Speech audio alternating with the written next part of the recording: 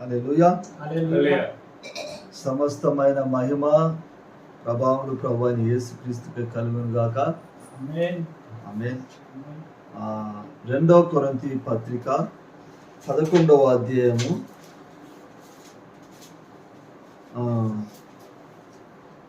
14వ వచనం.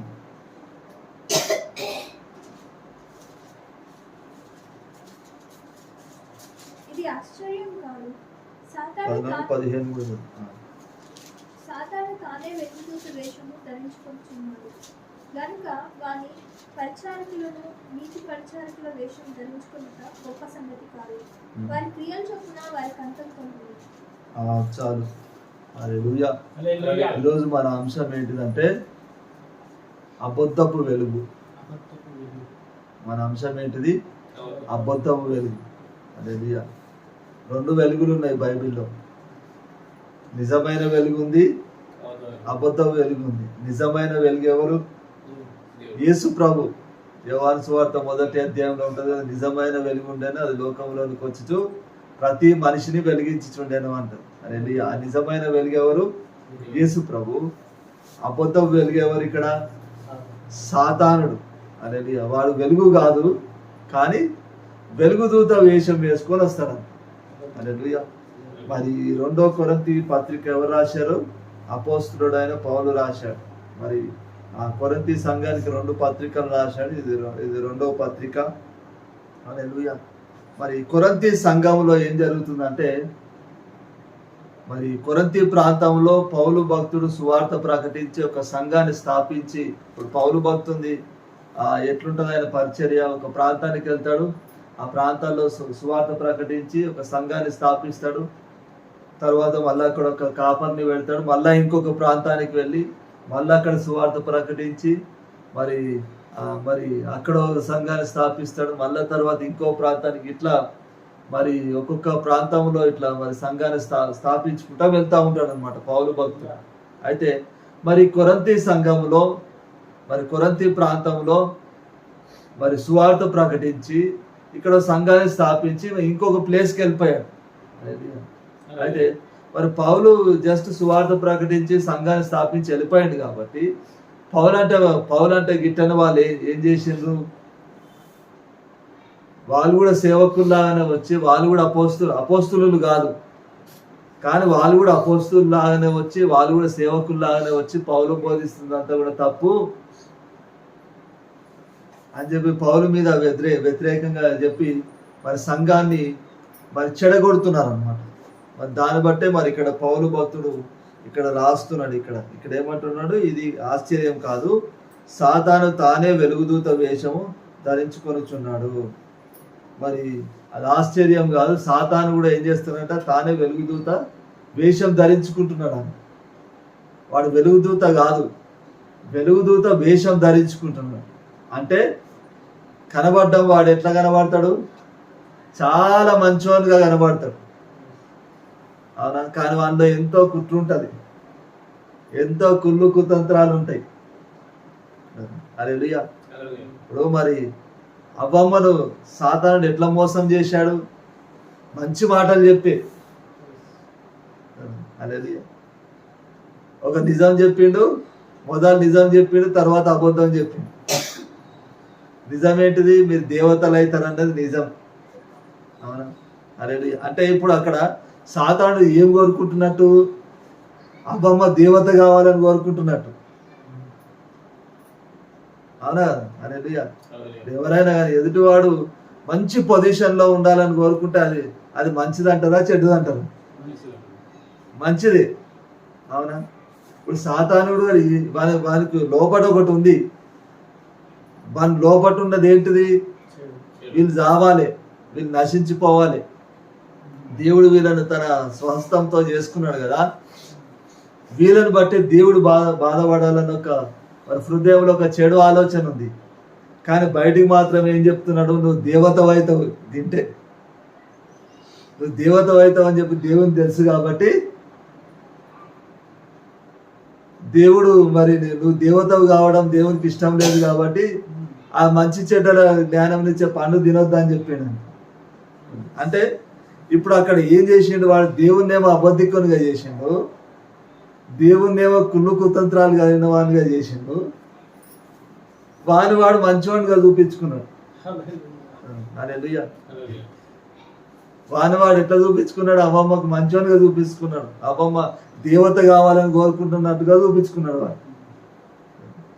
హల్లెలూయా. సాతానుడు మనల్ని ఎట్లా మోసం చేస్తాడంటే కొన్ని మంచి మాటలు చెప్పే మోసం చేస్తాడు. హల్లెలూయా. వాడు డైరెక్ట్గా చెడ్డ మాటలే చెప్పిండు అనుకో, వాడు మరి మనకు నచ్చని మాటలే చెప్పిండు అనుకో, మనం ఏం చేస్తాం? వాడిని మొదలే దూరం పెడతాం. వారి మోసంలో మనం పడాలంటే వాడు ఏం చేస్తాడు? మంచి మాటలే చెప్తాడు. వేటగాడు పక్షులను పట్టాలంటే వాడు ఏం చేస్తాడంట అంటే వలేసి వల పైన ఆ పక్షులకు కావాల్సిన ఆహారం, మంచి ఆహారం పెడతాడు. ఆహారం పెట్టి వాడు ఎక్కడో దాచుకుంటాడు. ఆకాశం నుంచి ఆ పక్షులు కిందకి చూసేసరికి వాటికి ఏం కనబడుతుంది? ఆహారం కనబడుతుంది. అబ్బా, ఎవడో పిచ్చోడు ఉన్నట్టున్నాడు, మంచి ఫుడ్ని ఇక్కడ పడేసిపోయాడు, మనకు తిందాం పదండి అని చెప్పి దిగుతాయి. కానీ దిగిన తర్వాత ఏమర్థమవుతుంది వాటికి? అది ఆహారం కాదు, వల అని అర్థమవుతుంది. అంటే ముందు మంచిగా చూపిస్తాడు సాతానుడు. హల్లెలూయా. దాంట్లోకి దిగిన తర్వాత అది వల అని చెప్పి మనకు అర్థమవుతుంది. వాడు వెలుగు కాదు, వెలుగు దూత, చీకటే, కానీ వెలుగు దూత వేషం వేసుకుంటాడు వాడు. హల్లెలూయా. ఒక వెలుగు దూతలా కనబడతాడు, మంచి వానిలా కనబడతాడు. హల్లెలూయా. ఒక దేవుని సంబంధిగా కనబడతాడు, దేవుని మాటలు చెప్పేవానిగా కనబడతాడు. మంచివానిగానే కనబడే వాడు ఏం చేస్తాడు? మనల్ని మోసంలో పడేస్తాడు. హల్లెలూయా. మోసం అంటే అదే కదా, మొదలు మంచి మాటలు చెప్తారే, నేను నీకు ఇంత సాయం చేస్తా, అంత సాయం చేస్తా అని చెప్తారు. తర్వాత సమయం వచ్చినప్పుడు ఇంకేదో చెప్తారు. అవునా? నమ్మించి మోసం చేస్తారు. అవునా? హల్లెలూయా. మోసం అంటే దాంట్లో మంచి ఉంటుంది, తర్వాత చెడు ఉంటుంది. హల్లెలూయా. మంచి చెడు రెండు కలిసి ఉంటాయి అన్నమాట మోసంలో. హల్లెలూయా. మరి సాతానుడు ఒక మంచి వాళ్ళ కనబడి మంచి మాటలు చెప్పి మనల్ని ఏం చేస్తూ ఉంటాడు? మన త్రోవ తప్పిస్తూ ఉంటాడు. మనల్ని వాడు పాపంలో పడేస్తూ ఉంటాడు, మనల్ని మోసం చేస్తూ ఉంటాడు. మన సాతాను దూత, సాతాను వెలుగు దూత వేసుకుంటాడు కాబట్టి వాని అనుచరులు కూడా ఏం చేస్తారంట? ఇక్కడ 15వ వచనంలో ఉంది, కనుక వారి పరిచారకులను నీతి పరిచారకుల వేషం ధరించుకొనుట గొప్ప సంగతి కాదు. వాని పరిచారకులు ఎట్లాంటి వేషం ధరించుకుంటారంట? నీతి పరిచారకుల వేషం ధరించుకుంటారంట. అంటే ఇవి ఎంతో చాలా నీతిమంతుడైన అనేటట్టుగా కనబడతాడంట వారి పరిచారకులు కూడా. అంటే వారి పరిచారకులు అంటే వారి సంబంధికులు, మోసం చేసేవాళ్ళు, అబద్ధాలు ఆడేటోళ్ళు, నరహత్య చేసేవాళ్ళు అంతా కూడా ఎవరి సంబంధము? సాతాను సంబంధం. హల్లెలూయా. మరి సాతాను పరిచారకులు ఎట్లా కనబడతారంట? నీతి పరిచారకులుగా కనబడతారంట. చాలా నీతిమంతుల్లాగా, యథార్థవంతుల్లాగా కనబడతారంట. అట్లా కనబడి నీతి మాటలు చెప్పినట్టే చెప్పి ఏం చేస్తారు? మోసంలో పడేస్తారు. హల్లెలూయా. మనం చాలా జాగ్రత్తగా ఉండాలి. సాతాను మోసంలో ఎవడు పడడు అంటే కనుక దేవుని వాక్యం ఎరిగిన వాడు మాత్రమే సాతాను మోసంలో పడడు. హల్లెలూయా. యేసు ప్రభువుని మరి సాతానుడు పరీక్షించిండు. యేసు ప్రభు 40 దినాలు ఫాస్టింగ్ ఉన్నప్పుడు మరి 40 దినాలు పచ్చి నీళ్లు కూడా ముట్టుకోలే యేసు ప్రభు. మరి పచ్చి నీళ్లు కూడా ముట్టుకోకుండా 40 దినాలు ఉంటే 40 దినాల తర్వాత ఎట్లుంటుంది పరిస్థితి? ఆకలి అవుతుంది కదా బాగా. సాతానుడు ఏమంటాడు? ఆకలి అని చెప్పి ఎందుకు అరుస్తావు? దేవుని కుమారుడు కాబట్టి ఆ రాళ్ళను రొట్టెలుగా చేసుకొని తినేయచ్చు. ఆ రాళ్ళు రొట్టెలవును కాక అంటే రొట్టెలు అయిపోతాయి, అది తినేయచ్చు కదా అంటాడు. యేసు ప్రభు ఏం చేస్తాడు? మనుషుడు రొట్టె వలన మాత్రము కాదు కానీ దేవుని నోట నుండి వచ్చు ప్రతి మాట వలన జీవించును అంటాడు. అది మరి బైబిల్లో మరి వాక్యంలో దేవుడు మరి పాత నిబంధనలో చెప్పిన మాటలే తిరిగి మరి సాతానుతో దేవుడు యేసు ప్రభు చెప్పాడు. హల్లెలూయా. మరి యేసు ప్రభు మరి పలికితే రాళ్ళు రొట్టెలు కావా? అయితే అవునా? హల్లెలూయా. కానీ యేసు ప్రభు పలకలే. ఎందుకంటే ఇప్పుడు అక్కడ సాతానుడు యేసు ప్రభుకి ఏం చూపిస్తున్నాడు? శరీరాశ చూపిస్తున్నాడు. సాతానుడు మనకి ఏమేమి చూపిస్తాడంటే మనకు చాలా కావాల్సిన మనకు కావాల్సినవి చూపిస్తాడు దేవుడు సాతానుడు. హల్లెలూయా.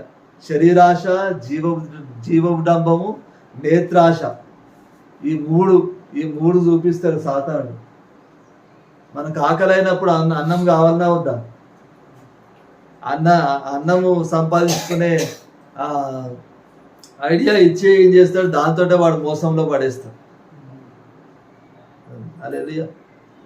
నేత్రాశ, మనం మంచి కావాలని ఉంటుంది, మంచి ఇండ్లు కావాలంటుంది, మంచి బంగారం కావాలంటుంది, మంచి స్థలాలు కావాలంటుంది, మంచి కావాలని మరి ఉంటుంది, మంచి పొజిషన్లో ఉండాలని ఉంటుంది. అదే చూపిస్తాడు వాడు. నువ్వు ఏదైతే కోరుతున్నావో అదే చూపించి నేను మోసంలో పడేస్తావు. హల్లెలూయా. అదే వెలుగు, అదే అబద్ధపు వెలుగు అనమాట. వెలుగు కనబడ్డంతగానే కనబడి అది చీకట్లో మనల్ని పడేస్తుంది. హల్లెలూయా. వానికి అస్సలు లొంగొద్దు మనం. హల్లెలూయా. వానికి లొంగొద్దు అంటే వాక్యము మన మైండ్లో ఫీడ్ అయిపోయి ఉండాలి. వాక్యం మన మైండ్లో ఉంటేనే మరి వానికి అస్సలు యేసు ప్రభు వానికి అస్సలు లొంగలే. ఎందుకు? యేసు ప్రభు ఆయన ఏమైనాడు? వాక్యమై ఉన్నాడు. సాతానుతో ఏం మాట్లాడిందంటే వాక్యమే మాట్లాడండి. హల్లెలూయా. మరి మనుషుడు రొట్టె వలన మాత్రమే కాదు కానీ దేవుని నోట నుండి వచ్చు ప్రతి మాట వలన మనుషుడు బ్రతుకును అన్న మాట పలకంగానే వాడు ఏం చేస్తాడంటే ఇంకా మళ్ళా ఆహారం గురించి మాట్లాడలే. ఇంకా యేసు ప్రభువును ఒక ఎత్తైన కొండపైకి తీసుకుపోయి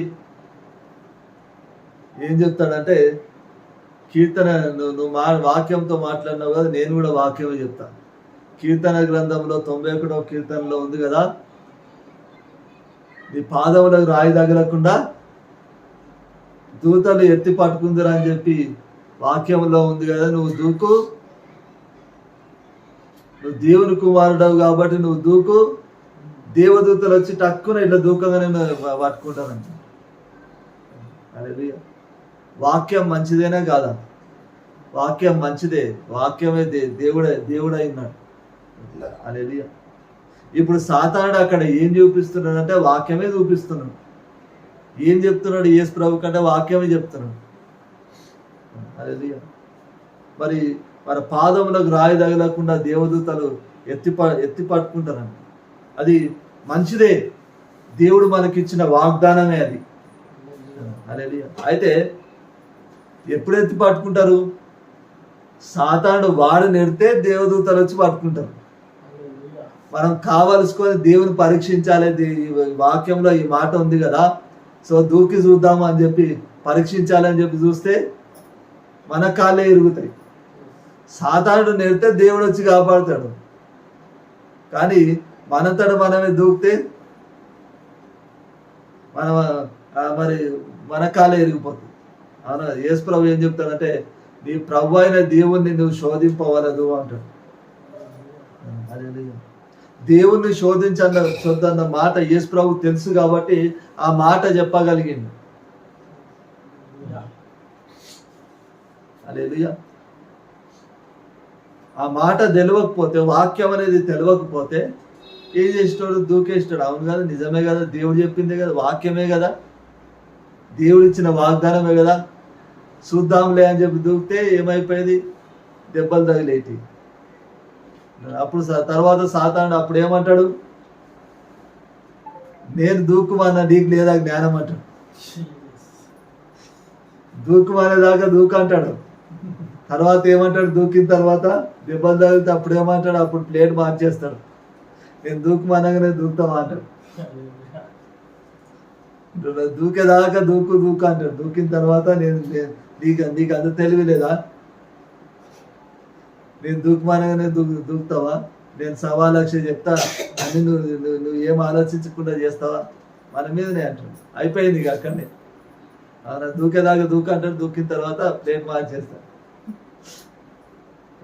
అదే వాళ్ళ వలలో అసలు మనం పడిపోవద్దు, ఆ మోసంలో మనం పడిపోవద్దు. అదే అంటే కనుక మనకేం కావాలో వాక్యం అనేది మనకు తెలిసి ఉండాలి. ఇంకా యేసు ప్రభుకి ఇంకా ఏం టెస్ట్ పెట్టిండు సాతానుడు? మరి ప్రపంచంలో ఉన్న దేశాలన్నీ కూడా ఒకటే నిమిషంలో వాటి మహిమలను, ఆ ప్రాంతాలు ఎలాంటివి, ఆ ప్రాంతంలో ఉన్న ప్రజలు ఎట్లుంటారు, ఎంత మరి ఎంత సంపన్నమైన ప్రాంతాలు, మరి వాటి మహిమలు ఏంటిది అన్నది ఒక్కటే నిమిషంలో చూపించాడు. అది కూడా కొండ మీద నుండి చూస్తే కనుక మనకు కొండ చుట్టూ ఉన్న ప్రాంతమే కనబడుతుంది. కానీ వాడు ఏం చూపించాడు? మొత్తం ప్రపంచాన్ని చూపించిండు. వాడు ఎట్లా చూపించిండో తెలియదు, కానీ ప్రపంచాన్ని మొత్తం చూపించేసి యేసు ప్రభు ఒక్క నిమిషంలో చూపించేమంటాడు, ఇవన్నీ కూడా నీకు ఇస్తా, నువ్వు నాకు మొక్కు అంటాడు. అదే సాతానుడు ఏం చూపిస్తుందంటే, ఈ లోకరీతిగా మనం ఏదైతే కావాలనుకుంటామో అదే చూపించి మనల్ని మోసం చేస్తున్నాడు. లోకంలో మంచి పొజిషన్లో మరి ఉండాలని ఉండదా ప్రతి ఒక్కరికి? అదే చూపిస్తాడు, ఇది నీకు ఇస్తా, ఇక నువ్వే రాజువు, ఈ దేశాన్ని నువ్వే పరిపాలించు, అయితే నాకు మొక్క అని ఒక కండిషన్ పెడతాడు. అదే అంటే మన ఆశ చూపించి ఏం చేస్తూ ఉంటాడు? మనల్ని మరి ఆ లొంగ తీసుకోవడానికి వాడు చూస్తూ ఉంటాడు. హల్లెలూయా. అయితే యేసు ప్రభు ఏమంటాడు? నీ ప్రభు అయిన దేవుని నువ్వు సేవించాలి, నువ్వు మొక్కాలంటాడు. అనగానే సాతానుడు వెళ్ళిపోతాడు. హల్లెలూయా. ఎక్కడ కూడా మరి యేసు ప్రభు పరిచర్య, యేసు ప్రభు ఎన్ని సంవత్సరాలు పరిచర్య చేశాడు? 3 సంవత్సరాలే పరిచర్య చేశాడు. ఈ భూమి పైన ఉన్నది 33 సంవత్సరాలు. దాంట్లో 30 సంవత్సరాలు ఎదిగిండు, 3 సంవత్సరాలు పరిచర్య చేసిండు. ఈ 3 సంవత్సరాలలో కూడా మరి ఈ 3 సంవత్సరాలలోనే ఒక వ్యక్తి 10 సంవత్సరాల నుండి చేసే పరిచర్య 3 సంవత్సరాలలోనే చేసింది యేసు ప్రభు. హల్లెలూయా. 3 సంవత్సరాలలోనే మరి కొన్ని వేల మంది యేసు ప్రభుని వెంబడించారు. ఎందుకంటే యేసు ప్రభుని ఆపేటోడు లేడు, సాతానుడు ఉన్నాడు కానీ ఏం చేయలేకపోతున్నాడు. ఎందుకంటే వాడు పెట్టిన టెస్టులు అన్నిట్లో కూడా యేసు ప్రభు గెలిచిండు. హల్లెలూయా. సాతానుకి అసలు చోటే లేదు. వాడు ఆ పరీక్షలు పెట్టిన తర్వాత ఏమైందంటే, సాతాను పైన యేసు ప్రభుకు అధికారం వచ్చింది. సాతానుడు ఉన్నాడు యేసు ప్రభు చుట్టూ, కానీ యేసు ప్రభుని ఏం చేయలేకపోయాడు. ఎప్పుడైతే మరి యేసు ప్రభు మరి ప్రభు బల్ల ఇచ్చేటప్పుడు మరి యూదాతో అంటాడు, ఇక నీ పని నువ్వు కానీ అని అంటాడు. అప్పుడు సాతానుడు యూదాలో ప్రవేశించి అప్పుడు సిలువ కార్యక్రమం మొదలు పెడతాడు. అదే అంటే దేవుడు పర్మిషన్, యేసు ప్రభు పర్మిషన్ ఇచ్చిన తర్వాతనే సాతానుడు పనిచేయడం మొదలుపెట్టిండు. మొదలు పరీక్షలు పెట్టిండు, ఆ పరీక్షలో గెలిచిండు. కాబట్టి యేసు ప్రభుకి ఏమైపోయిందంటే సాతాను పైన అధికారం కలిగింది యేసు ప్రభు. హల్లెలూయా. మనం ఆ పరీక్షలో మనం గెలవాలి. ఆ పరీక్షలో మనం గెలిస్తే కనుక సాతాను పైన మనకు అధికారం ఉంటుంది. హల్లెలూయా. ఆ వాని మోసంలో మనం పడిపోవద్దు. హల్లెలూయా.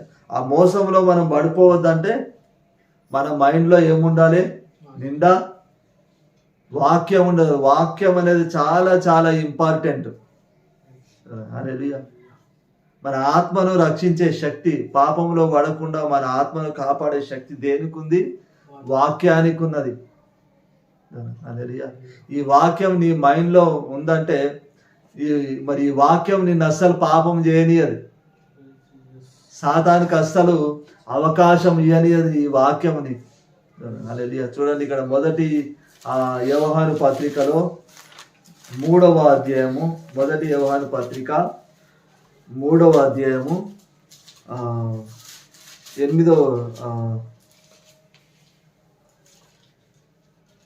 9వ వచనం చూడండి.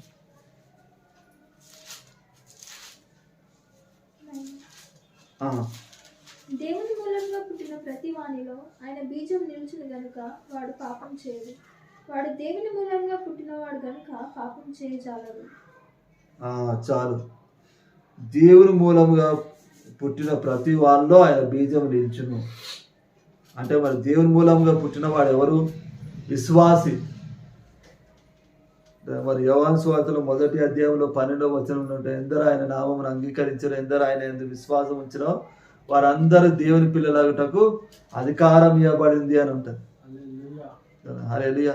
వారు దేవుని మూలంగా పుట్టిన వారే కానీ మరి రక్త మాంసముల వలన పుట్టిన వారు కారు అంటారు. హల్లెలూయా. మనం రక్త మాంసములతోనే పుట్టినము, కానీ ఎప్పుడైతే దేవుని యందు విశ్వాసం ఉంచినమో ఇప్పుడు మనం ఎవరు బిడ్డలము? దేవుని బిడ్డలం. హల్లెలూయా. మరి దేవుని మూలంగా పుట్టిన వారిలో ఏముంటుందంట? ఆయన బీజము నిల్చును. హల్లెలూయా. బీజం అంటే విత్తనం. విత్తనం అంటే ఏంటిది? వాక్యము. హల్లెలూయా. వాక్యాన్ని యేసు ప్రభు దేంతో పోల్చిందంటే విత్తనంతో పోల్చాడు. హల్లెలూయా.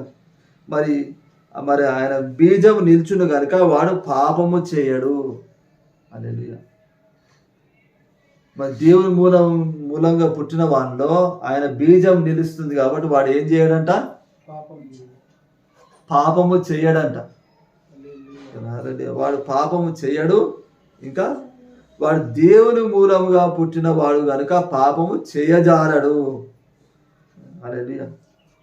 వాడు దేవుని మూలంగా పుట్టినాడు కాబట్టి వాళ్ళలో బీజం నిలుస్తుంది కదా, పాపం చేయడు. వాడు దేవుని మూలంగా పుట్టిన వాడు కాబట్టి వాడు ఏం చేయలేడంట? పాపము చేయజాలడంట. ఎందుకు? వాళ్ళలో ఏముంది? బీజం అనేది ఉంది, వాక్యం అనేది ఉంది. హల్లెలూయా. అంటే మనలో వాక్యము అనేది మనలో ఉంటే కనుక అస్సలు పాపం చేసే ఛాన్స్ ఉండదు. హల్లెలూయా. అస్సలు సాతానుకు మనము అస్సలు అవకాశము ఇవ్వం మనం. హల్లెలూయా. మరి యేసు ప్రభు సాతానుకు అసలు అవకాశం లేదు. ఎన్ని పరీక్షలు పెట్టినా కానీ ఇప్పుడు మొదలేమో ఉపవాసము ఉన్న తర్వాత మరి 3 పరీక్షలు పెట్టిండు. శరీరాశ, నేత్రాశ, జీవడంబం అని పరీక్షలు పెట్టిండు. దాంట్లో యేసు ప్రభు లొంగలే. తర్వాత చివరికి మరి ఎలాంటి పరీక్ష వచ్చింది? శిలువ శ్రమ. అవును. హల్లెలూయా. సాధారణ అనుకోవచ్చు చిత్రహింసలు పెడతానన్నా యేసు ప్రభు చిత్రహింసలు పెడతానన్నా మరి ఆ ప్రజల పైన కోపం వచ్చి, ఇప్పుడు యేసు ప్రభు ఎందుకు వచ్చింది లోకానికి? ప్రజలను రక్షించడానికి. హల్లెలూయా. ఇప్పుడు సాతాను గాని ఉద్దేశం ఏంది? ప్రజలకు రక్షణ కలగొద్దు, ప్రజలకు రక్షణ కలిగజేయడానికి వచ్చిండు కదా యేసు ప్రభు. ఆయన నోటితోటే వీళ్ళని చెప్పించాలి. ఆయనే ప్రజలను నాశనం చేయాలి. ఆ శిలువ శ్రమ అనేది మరి ఈ దేవుని ప్లాన్ చెడగొట్టాలనేది సాతాను ప్లాన్. కాబట్టి వాడు ఏం చేసిండు? యూదాలో దూరి మరి యేసు ప్రభు శిలువకు అప్పగించిండు. చిత్రహింసలు, ముళ్ళ కిరీటం పెట్టబడింది, మరి కొరడా దెబ్బలు, అవమానాలు. ఏమైనా అవమానపరుస్తున్నావు? దేవుని కుమారుడవు కదా, నువ్వు దిగిరా.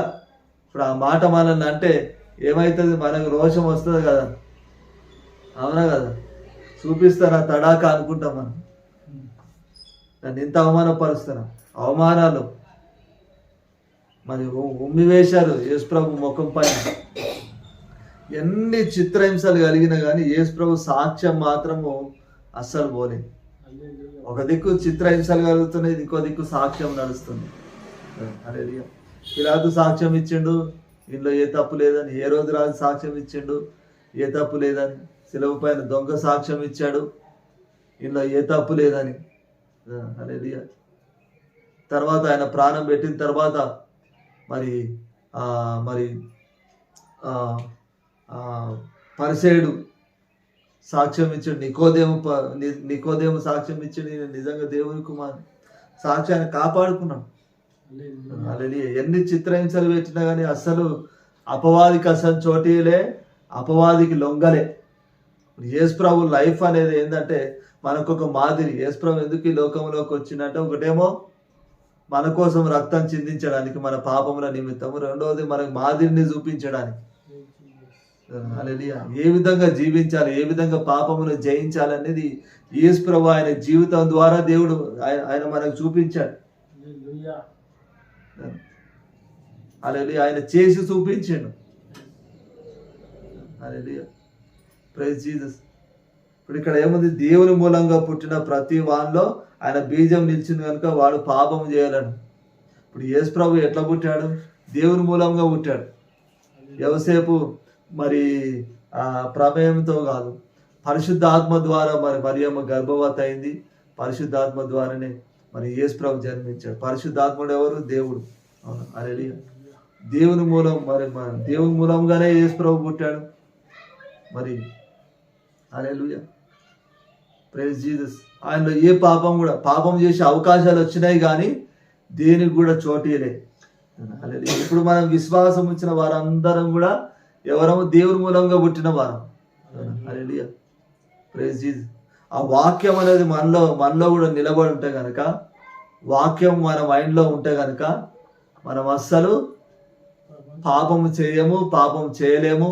సాతాను మోసంలో అస్సలు మనం పడిపోము. హల్లెలూయా.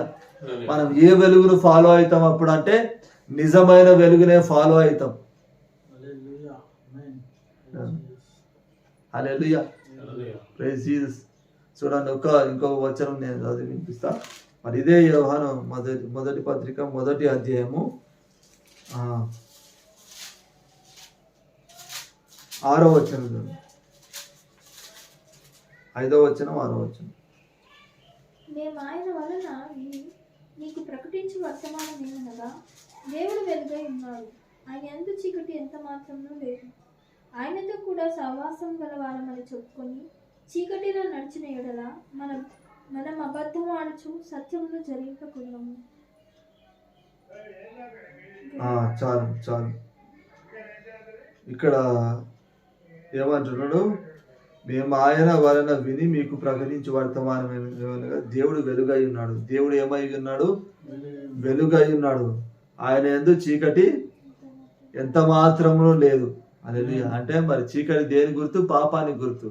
వెలుగు నీతికి, పరిశుద్ధత గుర్తు. దేవుడు ఏమై ఉన్నాడంటే వెలుగై ఉన్నాడంట. హల్లెలూయా. ఆయనలో ఏం లేదంటే చీకటి అనేది ఎంత మాత్రం లేదంట. అంటే పాపం అనేది ఎంత మాత్రం లేదు. అది ఇక్కడ ఏమంటున్నాడు? ఆయనతో కూడా సహవాసం గలవారం అని చెప్పుకొని చీకట్లో నడిచిన ఎడల. హల్లెలూయా.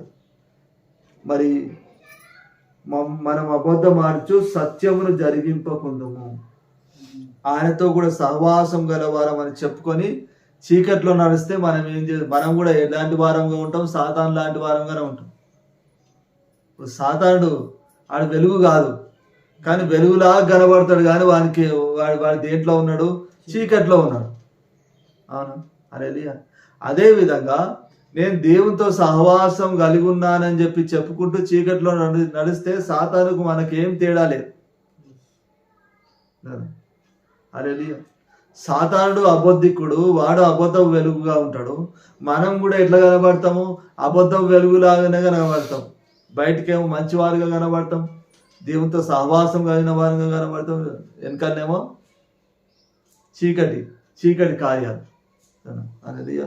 మరి ఇక్కడ దేవుడు ఏం చెప్తున్నాడు? మరి మనం ఆ విధంగా ఉంటే కనుక సత్యమును మనం జరిగించామంట, అబద్ధికులంగా ఉంటాం. ఇక్కడ 7వ వచనంలో ఏముంది? అయితే ఆయన వెలుగులోనున్న ప్రకారము మనమును వెలుగులో నడిచిన కదా మనం అన్యోన్య సహవాసం గలవారమై ఉందము. అప్పుడు ఆయన కుమారుడైన యేసు రక్తము ప్రతి పాపం నుండి మనలను పవిత్రులుగా చేయును. హల్లెలూయా. మరి ఆయన వెలుగులో ఉన్న ప్రకారం మనం కూడా వెలుగులో నడిస్తే ఏమవుతుందంటే అప్పుడు అన్యోన్య సహవాసం కలిగిన వారంగా ఉంటామంట. అప్పుడు మన పాపములన్నీ కూడా కడిగివేయబడతాయంట. హల్లెలూయా. అప్పుడు మరి మనం సంపూర్తిగా మనలో ఏముంటుంది? చీకటి అనేది ఉండదు, సంపూర్తిగా వెలుగు కలిగిన వారంగా ఉంటుంది. అయితే మరి పాపము మరి చేయకుండా ఉండాలి.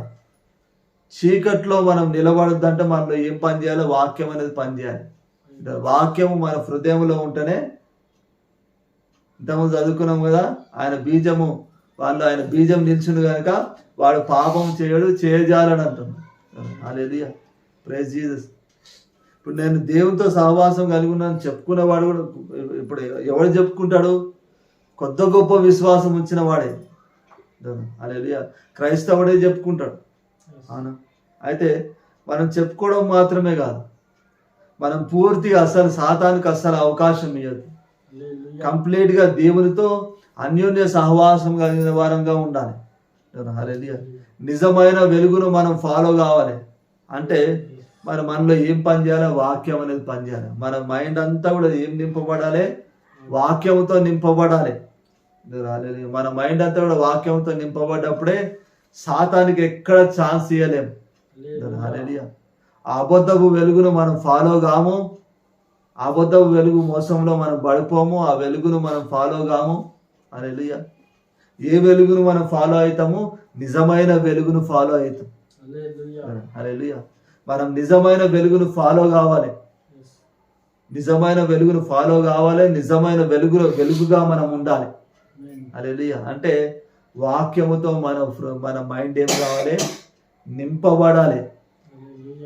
హల్లెలూయా, ప్రతిరోజు ఈరోజు సంవత్సరానికి ఆఖరి దినం ఈరోజు. రేపటి నుండి నూతన సంవత్సరం. హల్లెలూయా, ఒక తీర్మానం తీసుకోండి, ప్రతిరోజు నేను 1 గంట సేపు వాక్యాన్ని చదువుతాను. గంట సేపు లేకపోతే ఒక అర్ధగంటనో గంటనో దేవునికి ఒక సమయం పెట్టండి. హల్లెలూయా, మీకు చదువు రాలేదనుకో టీవీలో, మరి దేవుడు ఈరోజు నాకు వాక్యం తెలియదు, నాకు వాక్యం అంటే ఏంటిదో వాక్యం తెలియదు అనే ఛాన్స్ లేదు ఈరోజు. ఎందుకంటే మరి దేవుడు అన్నిటినీ దేవుడు వాడుకుంటున్నాడు. టీవీలో వాక్యం వినొచ్చు, యూట్యూబ్లో వాక్యం వినొచ్చు, ఫేస్బుక్లో వినొచ్చు, వాట్సాప్లో కూడా ఎవరో ఒకరు క్రైస్తవులు వాక్యం పెడతా ఉంటారు. హల్లెలూయా, క్యాలెండర్లలో వాక్యము, అసలు వాక్యము మరి తెలియదు అన్నది లేదు. నీకు చదువు రాకపోతే నువ్వు టీవీ పెట్టుకొని వినొచ్చు వాక్యం, యూట్యూబ్ ఆన్ చేసుకొని వినొచ్చు. హల్లెలూయా, 1 గంట సేపు పెట్టుకోండి దేవుని వాక్యాన్ని మరి ధ్యానించడానికి సమయం. హల్లెలూయా, ప్రైజ్ జీసస్. ప్రతిరోజు 1 గంట సేపు మరి దేవుని వాక్యాన్ని వినాలి, లేకపోతే వాక్యాన్ని చదవాలి. అప్పుడు మన వాక్యం మన మైండ్లో మరి ఫీడ్ అయిపోయి ఉంటుంది. ఆ వాక్యం మన మైండ్లో ఫీడ్ అయిపోయిందంటే మరి అస్సలు పాపంలో పడిపోము. హల్లెలూయా, అవిశ్వాసంలో పడిపోము, పాపంలో పడిపోము, సాతానికి అస్సలు మనం చోటియ్యం. ఒకవేళ మనం పాపం చేసినా కానీ, పొరపాటు చేసినా కానీ వెంటనే ఏం జరుగుతుందంటే మరి పశ్చాత్తాపం అనేది కలుగుతుంది. అరే దేవుడు ఈ మాట సెలవిచ్చాడు కదా, ఇది చేయొద్దని చెప్పినది చేసేసిన అని చెప్పి ఏం చేస్తావు? రియలైజ్ అయిపోయి నువ్వు క్షమాపణ కోరుతావు. అక్కడ సాతానికి అస్సలు ఛాన్స్ ఉండదు. హల్లెలూయా, నువ్వు చేసిన తప్పును బట్టి నువ్వు క్షమాపణ కోరేసినావంటే ఇక నీ మీద నేరారోపణ చేయడానికి సాతానికి ఏం అవకాశం ఉంది? నువ్వు చేసిన తప్పును నువ్వు ఒప్పుకోకపోతేనే వాడు ఏం చేస్తాడు? నీ మీద నేరారోపణ చేస్తాడు. నువ్వు ఒప్పుకున్నావు, నువ్వు క్షమాపణ కోరినావు అంటే సాతాను నీ మీద నేరారోపణ చేయడానికి అసలు అధికారం ఉండదు, ఇక అవకాశం ఉండదు. హల్లెలూయా, కాబట్టి వాక్యంతో నీ హృదయంను, నీ తలం, నీ మైండ్ను నువ్వు నింపుకోవాలి ప్రతి దినము కూడా. హల్లెలూయా, దేవుడి ఈ వాక్యాన్ని ఫలింపజేయను గాక. ఆమేన్. ప్రేయర్ చేసుకుందాం, కళ్ళు మూసుకుంటే వాక్యం నిమిత్తము. కృపా కనికరంగా మా ప్రభా ఇసే తండ్రి, యేసయ్యా ఇదిగో ప్రభా తండ్రి దేవా, మరి నీ యొక్క వాక్యాన్ని ప్రభా మాకు బోధించినందుకు వందనాలు తండ్రి. ఇదిగో ప్రభా ఇసే తండ్రి దేవా, మరి ఇదిగో ప్రభా ఇసే తండ్రి దేవా, మరి సాతాను ఇదిగో తండ్రి మరి వెలుగుదూత వేషం వేసుకొని తండ్రి మరి మమ్మల్ని మోసం చేయడానికి చూస్తూ ఉంటాడు ప్రభా. యేసయ్యా ఇదిగో తండ్రి, మరి నువ్వు సెలవిచ్చావు ప్రభా ఇసే తన వాని మోసంలో పడిపోవద్దని చెప్పి నువ్వు సెలవిచ్చావు ప్రభా ఇసే తండ్రి. యేసయ్యా ఇదిగో తండ్రి దేవా, మరి మేము మా హృదయం వాక్యముతో నింపబడ్డప్పుడే తండ్రి, మా మైండ్ వాక్యముతో నింపబడ్డప్పుడే తండ్రి సాతాను మోసంలో మేము అస్సలు పడిపోము తండ్రి. ఇదిగో ప్రభా, మరి వాని అనుచరులంగా మేము ఉండము తండ్రి. ఇదిగో ప్రభా తండ్రి, నిజమైన వెలుగైన నిన్ను ఫాలో అవుతాము తండ్రి. అపవాదికి అసలు అవకాశం ఇవ్వలేము ప్రభా తండ్రి. కాబట్టి ప్రభా ఇదిగో తండ్రి దేవా, మరి ఇక్కడ మేము అందరం కూడా ప్రభా తండ్రి ఈ దినము నుండి ప్రభా యేసే ఇదిగో తండ్రి దేవా, మరి ఇదిగో ప్రభా తండ్రి ప్రతిరోజు ప్రభా తండ్రి మరి 1 గంట సేపు తండ్రి నీ యొక్క వాక్యానికి సమయం ఇస్తూ ప్రభా తండ్రి యేసే ఇదిగో తండ్రి దేవా, మరి మా మైండ్లను తండ్రి నీ వాక్యముతో నింపుకొనిలాగున మీరు సహాయం చేయండి ప్రభా. ఆ సామర్థ్యం ఇక్కడ ఉన్న వారందరూ కూడా దయచేయండి తండ్రి. లైవ్లో చూస్తున్న వారందరూ కూడా మీరు దయచేయండి తండ్రి. యేసును ప్రార్థిస్తున్నాం తండ్రి. ఆమేన్ ఆమేన్. సాక్రమెంట్ ప్రే చేసుకుందాం.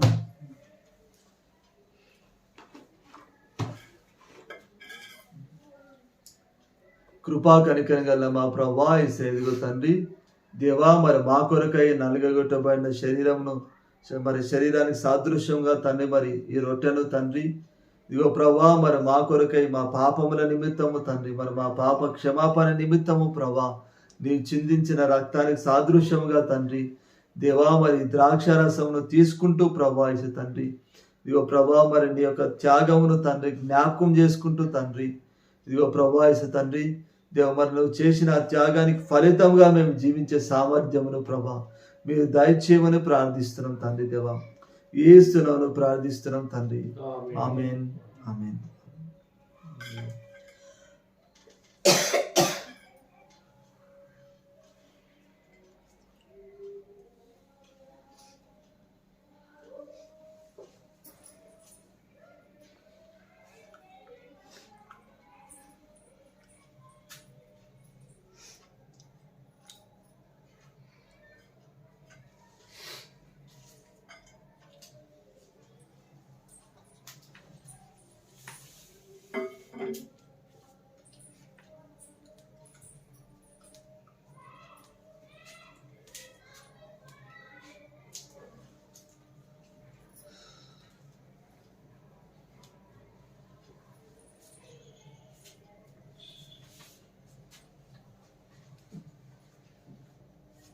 సరే తీసుకున్నాం, లేచి నిలబడితే లాస్ట్ ప్రే చేద్దాం.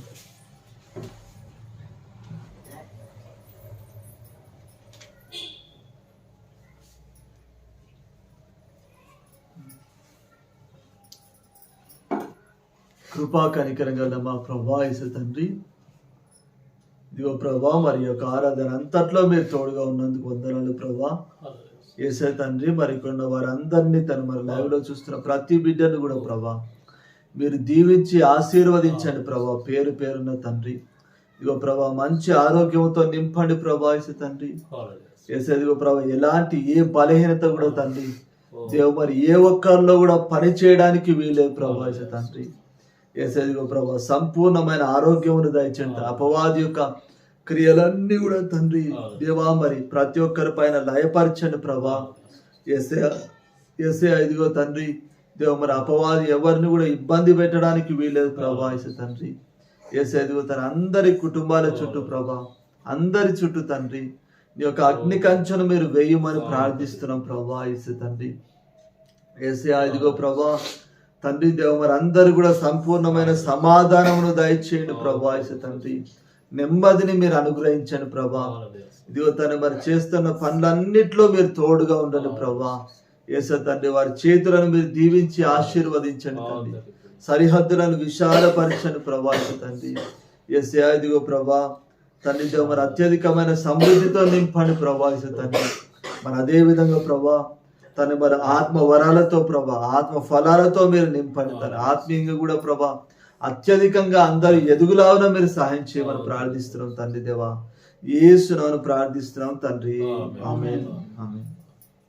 పరలోకమందున మా తండ్రి నీ నామం పరిశుద్ధపరచబడును గాక, నీ రాజ్యం మాకొచ్చును గాక, నీ చిత్తం పరలోకమందు నెరవేరినట్లు భూమి యందును నెరవేర్చబడును గాక. మా అనుదిన ఆహారము నేడు మాకు దయచేయము, మా రుణస్తులను క్షమించిన ప్రకారము మా రుణములను క్షమించము, శోధంలోనికి తేక కీడు నుంచి తప్పించము, ఎందుకంటే రాజ్యము, బలము, మహిమ నిరంతరము నీవైనావు తండ్రి. ఆమేన్, ఆమేన్. తండ్రి అయిన దేవుని ప్రేమ, ప్రభువు అయిన యేసుక్రీస్తు కృప, పరిశుద్ధాత్ముని యొక్క అన్యోన్య సహవాసము, ఆదరణ, దీవెన ఇప్పుడు ఎల్లప్పుడూ సదాకాలము మనకందరికి యేసుక్రీస్తునందు విశ్వాసం ఉంచిన ప్రతి ఒక్క బిడ్డకును తోడైండును గాక. ఆమేన్. ఆమేన్. ప్రైజ్ ది లార్డ్ అందరికీ.